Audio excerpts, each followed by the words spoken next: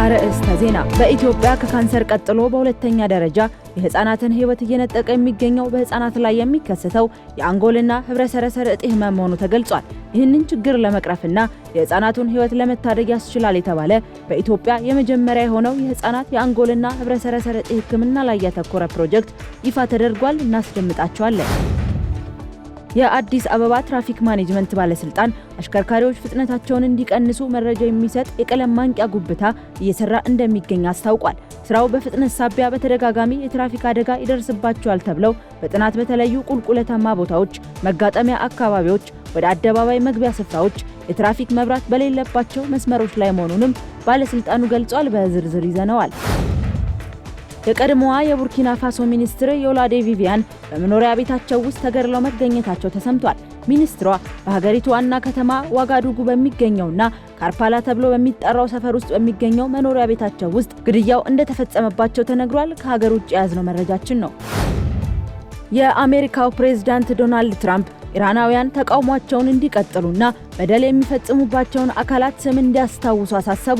የኢራን መንግስት ላለፉት ዓመታት ታይቶ በማይታወቅ ደረጃ የተቀሰቀሰውን ታላቅ ህዝባዊ አመጽ ለማዳፈን እርምጃውን እያጠናከረ ባለበት በዚህ ወቅት ትራምፕ እርዳታ በመንገድ ላይ ነው ሲሉ ቃል ገብተዋል። አብራችሁን ስትቆዩ የምታደምጡት ይሆናል። ሰላም ጤና ይስጥልኝ ሀገሬ ቴሌቪዥን ተመልካቾቻችን እንደምን ቆይታችኋል? የዕለቱን የምሳ ሰዓት ዜናዎች ወደ እናንተ ማድረስ ጀምረናል። ከሀገር ውስጥ እንዲሁም ከሀገር ውጭ ያዝናቸው መረጃዎች ምረት ደግፍ የማስደምጣችሁ ይሆናል። በህፃናት ላይ የሚከሰተው የአንጎልና ህብረሰረሰር እጢ ህመም በርካቶችን እያጠቃ ነው ተባለ። በኢትዮጵያ በአሁኑ ወቅት ከካንሰር ቀጥሎ በሁለተኛ ደረጃ የህፃናትን ህይወት እየጠቃ የሚገኘው በህፃናት ላይ የሚከሰተው የአንጎልና ህብረሰረሰር እጢ ህመም መሆኑ ተገልጿል። ይህንን ችግር ለመቅረፍና የህፃናቱን ህይወት ለመታደግ ያስችላል የተባለ በኢትዮጵያ የመጀመሪያ የሆነው የህፃናት የአንጎልና ህብረሰረሰር እጢ ህክምና ላይ ያተኮረ ፕሮጀክት ይፋ ተደርጓል።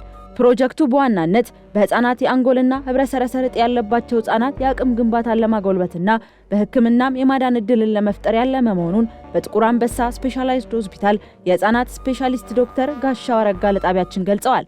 ይህ ፕሮጀክት ይፋ የተደረገው የጤና ሚኒስቴር ከኢትዮጵያ የህፃናት የደምና ካንሰር ማህበር ጋር ባዘጋጀው የህፃናት ካንሰር መከላከልና ማዳን ፕሮጀክት ምስረታ ላይ ነው።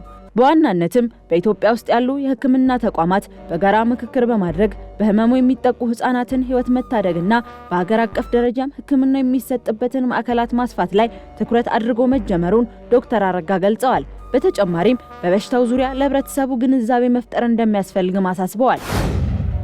የአካል ጉዳተኞች አጋዥ መሳሪያዎች ከታክስ ነፃ እንዲሆኑ ተጠየቀ። ወደ ሀገር ውስጥ የሚገቡ የአካል ጉዳተኞች አጋዥ መሳሪያዎች ከቀረጥ ነፃ የሚገቡበትን ፋይናንስ ስርዓት ተቋማት ማገዝ እንዳለባቸው ተገልጿል። ቀጣዩን ትውልድ ታሳቢ ያደረገ ተቋም ለመገንባትና ለማስፋፋት ዘመን ተሻጋሪ የሆነ ራዕይ ሊኖር እንደሚገባም ተመላክቷል። ይህ የተጠቆመው በህዝብ ተወካዮች ምክር ቤት የጤና፣ ማህበራዊ ልማት፣ ባህልና ስፖርት ጉዳዮች ቋሚ ኮሚቴ በኢትዮጵያ የአካል ድጋፍ አገልግሎት ተግባራትን ተዘዋውሮ በተመለከተበት ወቅት ነው።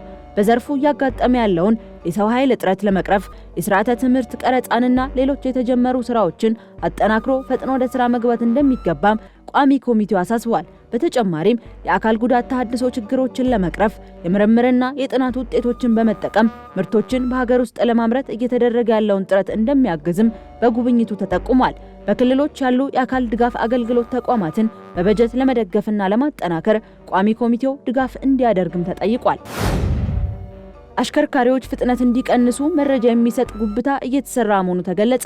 የአዲስ አበባ ትራፊክ ማኔጅመንት ባለስልጣን አሽከርካሪዎች ፍጥነታቸውን እንዲቀንሱ መረጃ የሚሰጥ በአይነቱ የመጀመሪያ የሆነውን የቀለም ማንቂያ ጉብታ እየሰራ እንደሚገኝ አስታውቋል።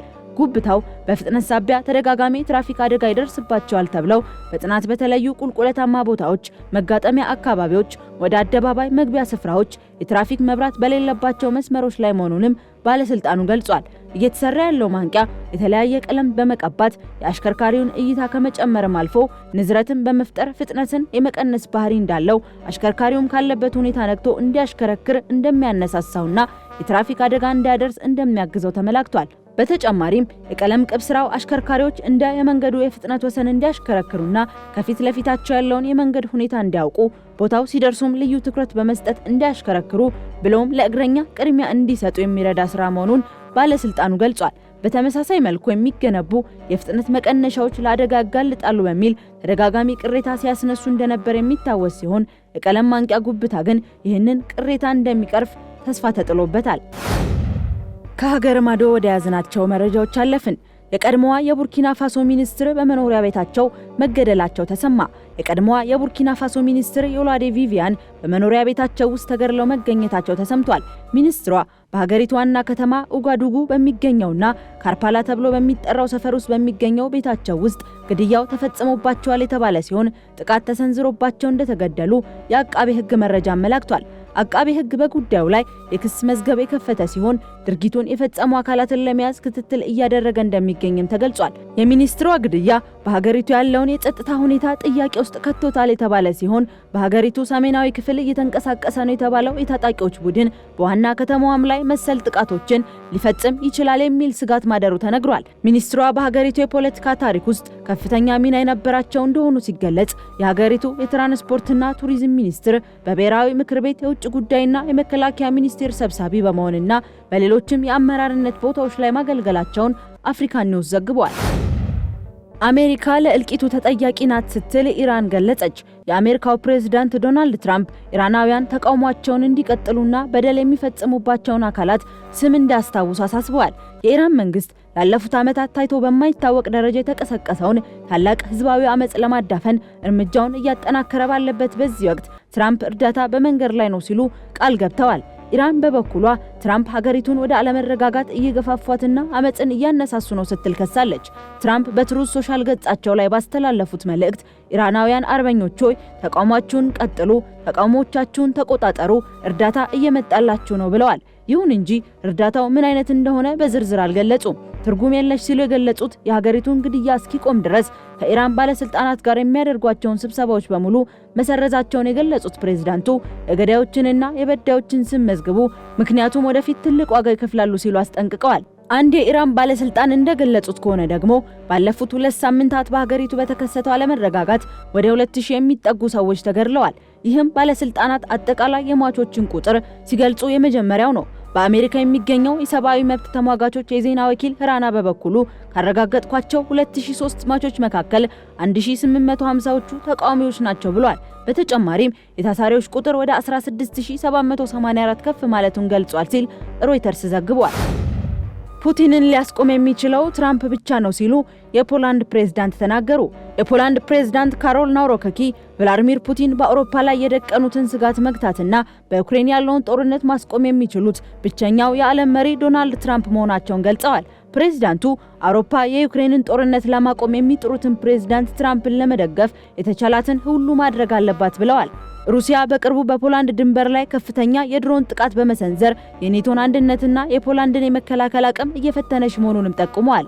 ዶናልድ ትራምፕ የዴንማርክ ግዛት የሆነችውን ግሪንላንድን ለመውሰድ ያሳዩት ፍላጎት አንዳንድ የአውሮፓ ሀገራትን ቢያሰጋም ናውሮከኪ ግን አሁንም አሜሪካ የአውሮፓ ደህንነት ዋስትና መሆኗን አጽንኦት ሰጥተዋል። አውሮፓ ከአሜሪካ ጋር ያላትን ወታደራዊና ኢኮኖሚያዊ ግንኙነት ማላላቷ ለደህንነቷ አደገኛ መሆኑን አስጠንቅቀዋል።